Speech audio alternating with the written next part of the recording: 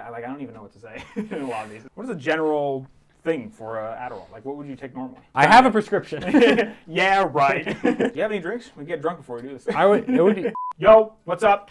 Doing a new series here where I'm talking with my boy Colin. We're going to be talking about video games, things that we want to discuss. For the past 2 years since I've been gone, I've really been only playing Bethesda games. And Animal Crossing. Yeah, and Animal Crossing. And we were going to jump into a game that I played all the way back in 2018 as God of War. 2018. Right? 2018, yes, not the first one. But I did not get far. I got to a specific moment, which we can get into later, that kind of threw me off. But I never went back to it. And I think a big reason for that is I'm not a guy who likes character action games. The gameplay, and we'll get into it, was not anything that blew me away, but the story was kind of what kept me going. Yeah. Which is like kind of what happens with a lot of these recent, I don't know what to call them, but it's definitely like a trend. You see them on PlayStation a lot. It is like third person, action and adventure, blockbuster. Yeah. I mean, we're talking about Last of Us, Horizon Zero Dawn, Ghost of Tsushima, yeah. Order 1886. The Days Gone. Like it's just Sony. It's like yes, but these games aren't bad, and now like their scope on the game mechanics are getting wider and wider. Especially in God of War here, where they're adding RPG mechanics with all the weapons. We're going to talk about that. Yeah, I played this game. Now I've gotten back to it on the PS5. You played it on the PC. The reason we're talking about it now and not when we played it is because I played it similarly when it came out on PC. Like right when it came out on PC. Yeah. I played it because people were talking about it and were like, "This is so sick." And also, back in the day, I didn't play God of War like the originals, but I watched, like a kid on YouTube. I watched someone else play them. I never played any of the originals too. I'll say that right. Well, I'll talk about them. Yeah. Every time I run out of games that I want to play, I play games that people say I should play, and then I play through them, and I bitch about them to my friends on camera. But why don't we get into the story? Sure. Yeah. Let's go into it.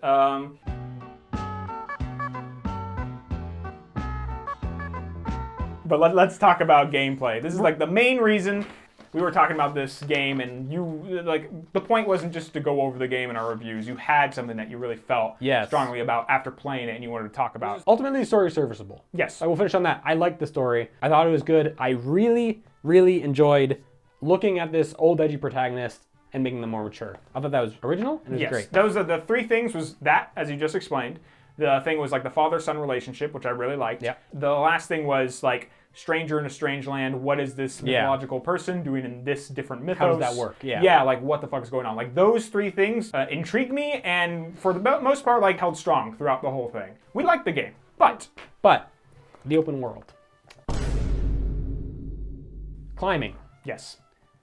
Oh my God. There is a lot of climbing in this game. You would think all of that climbing would have meaningful dialogue in it, but a lot of it is empty. Mm-hmm. It is just climbing with Atreus on your back. It's really slow. There are comments from Atreus, but I don't know, it doesn't remind me of like the boat comments. Like, yeah, it's like in the boat, most of it's dialogue. Yes. With climbing, you often get dialogue, but there are a lot of climbing sections, especially when you're asked to backtrack because you have to break a puzzle.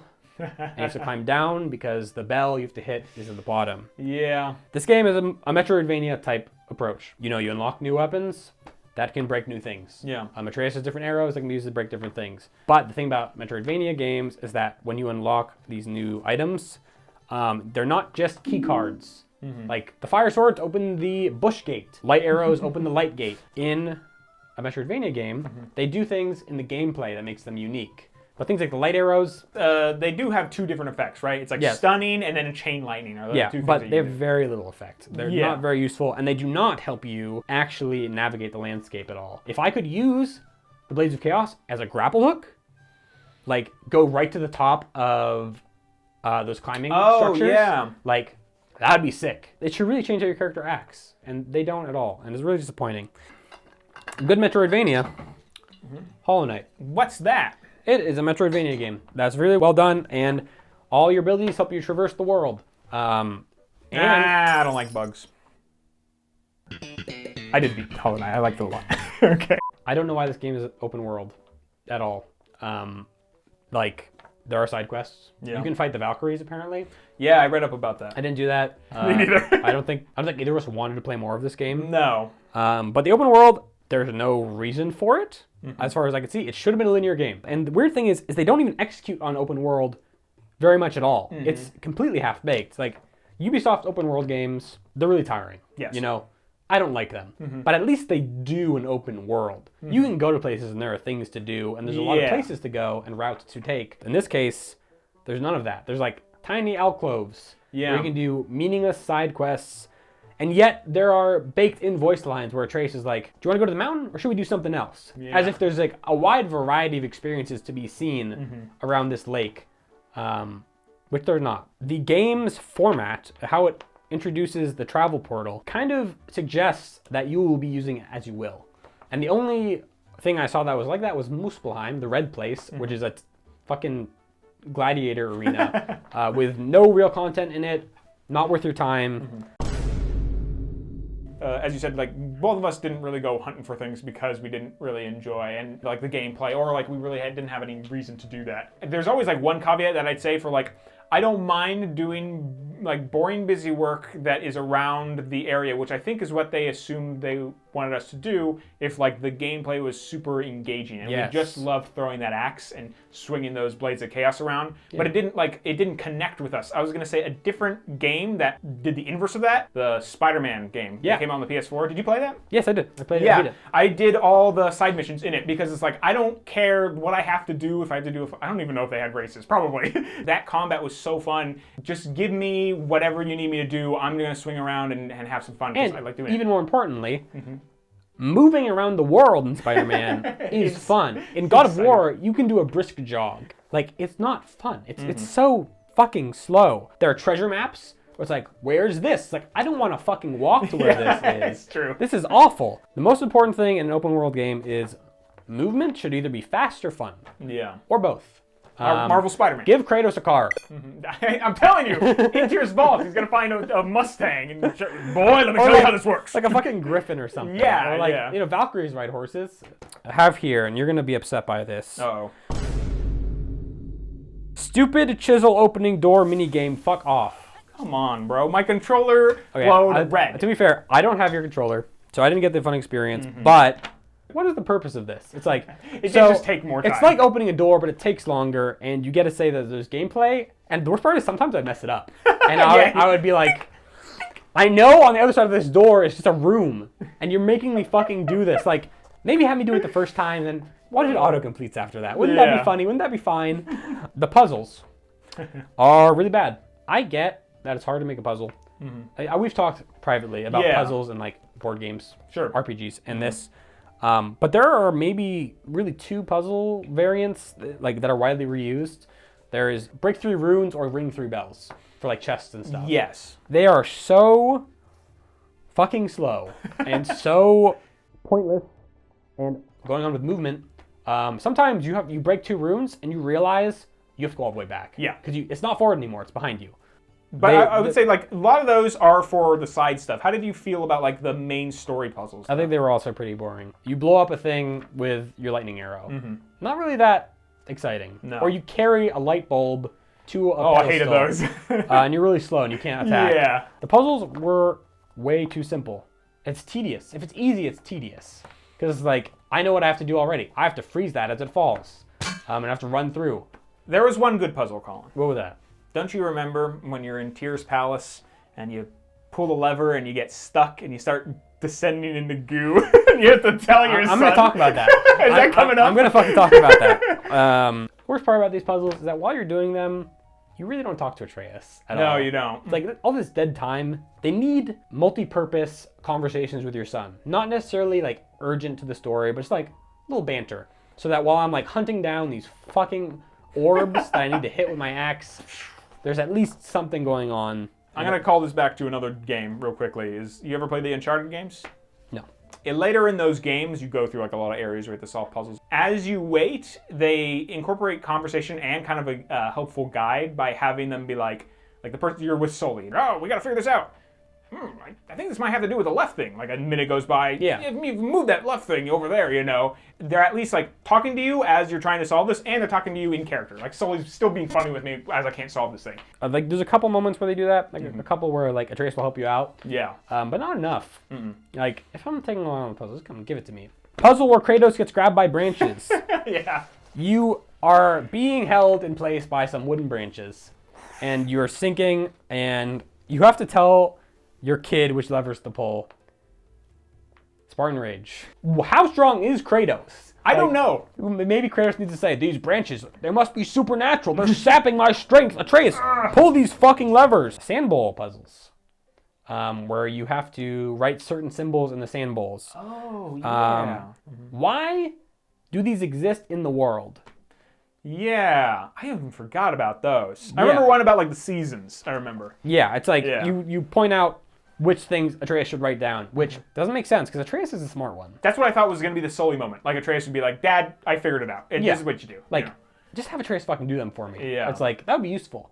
But instead, Kratos has to tell him to do it for some reason, which makes no sense, and slows down the game.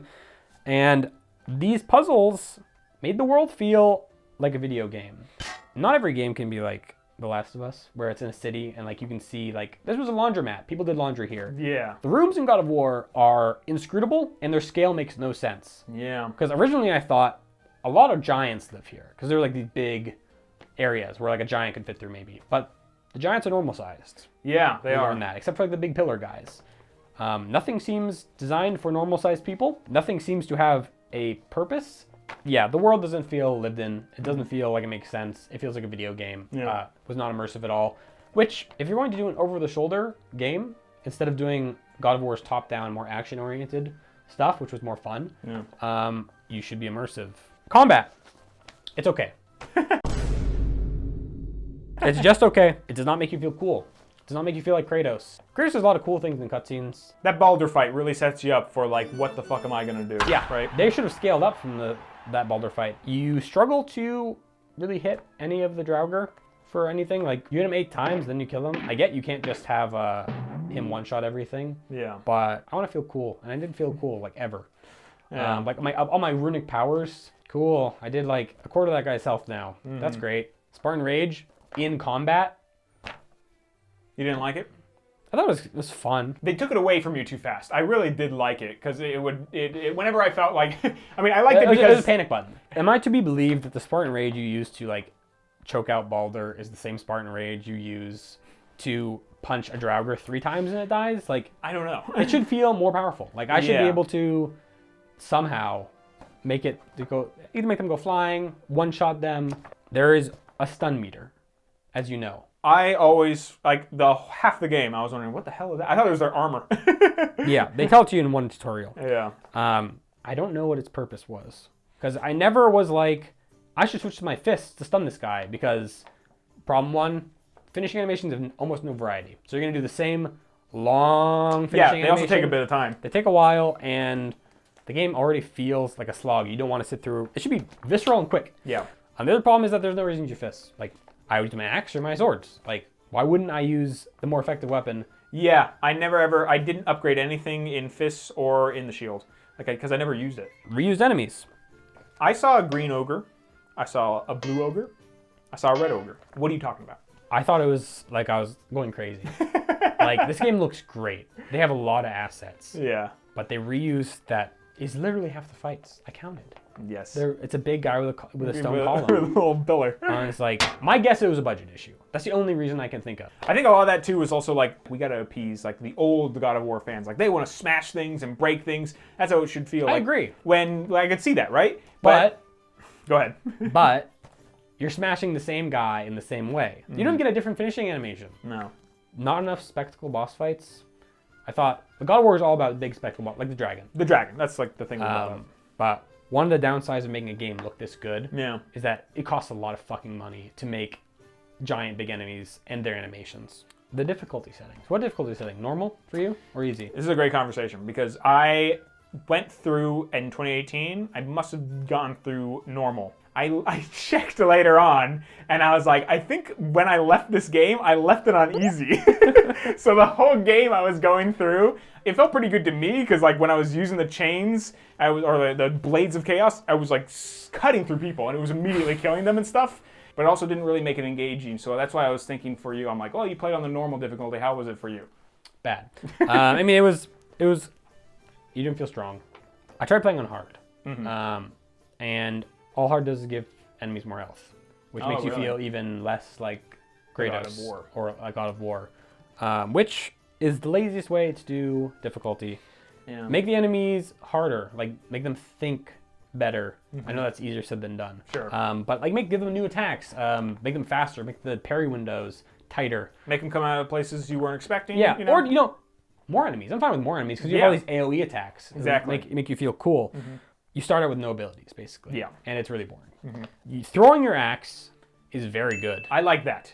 It felt very good. There's timing windows with it too, with the skills where it can get stronger. That's cool. Yes. My problem with that is that throwing your axe is so good that I really wanted to get in melee range because that's when you get in trouble. Yes. But like every boss, you kind of just like bonk, bonk, bonk over and over again until they're dead. Yeah. There is surprisingly complex systems for the combat. Like cooldown is a skill. Yeah. Which felt really unusual for a game like this, where it's like, there's like procs, which is like weirdly deep and complex for this game.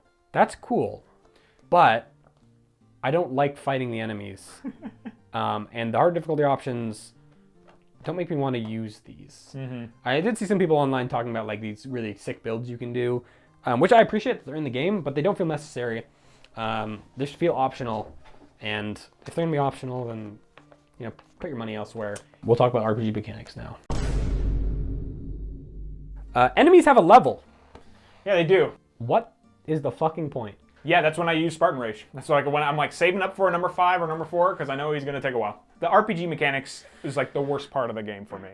I think it was the thing that like I was constantly butting heads. It was when my mind would go back, like, what if it was just 2 buttons, Yeah.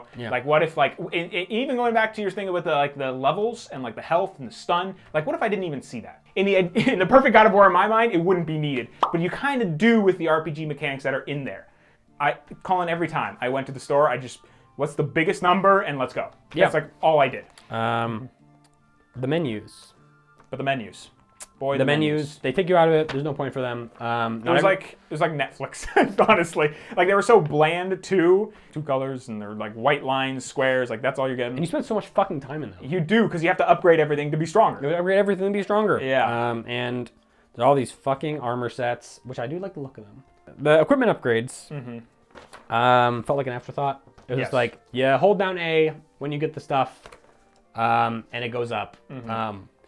There are multiple items. There's like Svartalheim steel. There's like ice troll teeth or whatever. They're like components, like a Monster Hunter game almost, where you have like specific parts for specific things, like world serpent scales. Yes. But you don't really have any mechanism for hunting those down. So if you want this, like an armor set, there's no like thing where it's like tag all the world serpent scales on the map, or where do I go to get these? Yeah. So all these extra materials are basically, they don't really matter because it's like you get them when you get them because you don't know where they are. Yeah. You hope that you're moving through the world and you just find them. So why are the materials even there? If they're just going to occur as you move through the game, why do you need separate materials? Even if I wanted to search, how would I? Like, no one tells you like you could find world serpents scales in the forest, or something like that, or like tag on my map. Why is there crafting? Like, what's the point of it? It's like a bullshit, half-assed RPG mechanic. That's just like fucking lowest common denominator. It's like people like materials. Like, wouldn't that be cool? Instead of just using hack silver, there'll be like all these other materials, and you'll get them in these certain places. Yeah, I'd be interested to see if they still have that in Ragnarok. I don't know. Like, I wonder if they're like, this, because that was a very like 2018 thing. Kind of jumping out of it, but like a game that recently was like showcased was Suicide Squad Kill the Justice League by Rocksteady. Those menus were littered with the same stuff, but way worse. And they got huge backlash from it. Everyone was like, we don't want to do this. And I think it's just been like so many years, all these RPG mechanics shoved into games where you just want to press square, with your buddies, or just square and talk to fucking Atreus, Like, the thing about RPG mechanics is that you need to have any amount of choice. Like, Kratos can't use a bow. Yeah. What's the point of having, like, all these options if you can't fundamentally change your play style? Role-playing game mechanics should be in games where you can role-play as a different character every time. Like, you're role-playing as Kratos. Yes. So maybe you should only focus on being Kratos. The XP-based upgrades for your skills, I got all of them before the game ended, which I don't think should be the case. If you're going to have XP, you shouldn't just give it all to me. I should have to work for it if I want everything. Yeah. But I didn't have to work for it. And it doesn't affect the story at all. I upgraded Triss because I hoped he would say something about, like, anything I gave him. Do things in game to unlock upgrades for him. Yeah. Where it's like, give me little chivos. Get a headshot axe kill on Draugr like 8 times, and Atreus will learn headshots or something. Where you're interacting with the game to affect the story. Whoa! We're getting to my main point here. Okay, gameplay and how it must serve the narrative and vice versa. That's the title. This is the main point. So, I talked to you before that there's one good scene that encapsulates that they did this and they know what it is. And I don't know, after I beat the game, I didn't know what it was. You didn't know what it was. I'm excited to hear what it is because it went over my head. Atreus is going Joker mode. Yes. So you know how Atreus has these, you can press like, he gets spells like you have. You like get a little wolf that jumps around and shit. Yes. But you have to tell him to do it. But when he's in his Joker mode, he does it himself. Without any input from you, he goes rogue and uses the abilities. Reflecting how in the narrative, he's just doing shit he wants to do. He doesn't wait for you anymore. And it's like the perfect, it was really neat. Like, I love that. I was like, oh my God. His game mechanics are reflecting his state in the narrative. He is using his spell suboptimally. Like he's using it on like one Draugr. He's not waiting for me to tell him. And I love that. So was he firing also his arrows without telling you? Or Yes. Okay. He was shooting. He was using all his shit without me telling him to. That's how you explore the relationship with your son in the game. If I do something, he should comment on it. If he does something, I should comment on it. If I upgrade him, we should talk about it. I should... Why is it in a menu? I mean, even in like little story moments, it would be interesting if like, now I need you to touch that thing. It's like, I don't wanna. And then you have to press it again. Like, hey, do the thing I told you to. Exactly. Yeah. Exactly. That's what we need. The game wants you to explore the relationship between them. But the game play does not explore this relationship at all. It should. Like, Atreus isn't very useful. You don't really have to worry about him. Like, people don't like escort quests. I get that. But you don't really interact with him, like, at all in the game. Besides talking to him. Have him be, like, a part of the story. Have how you upgrade him be reflected in the story as well. Have him, like, when you give him an upgrade or something, like, either have a cutscene where you show him how to do it. Yeah. Even if it's, like, a small thing. Or have it be, like, he says, hey, Dad, check this out. And he uses his new ability, like, on his own. Yeah. Like, have him shoot an arrow at a certain enemy a certain amount of times, and he gets better at it. Yeah. Like, the skills level themselves up as he uses them because you're telling him to use them.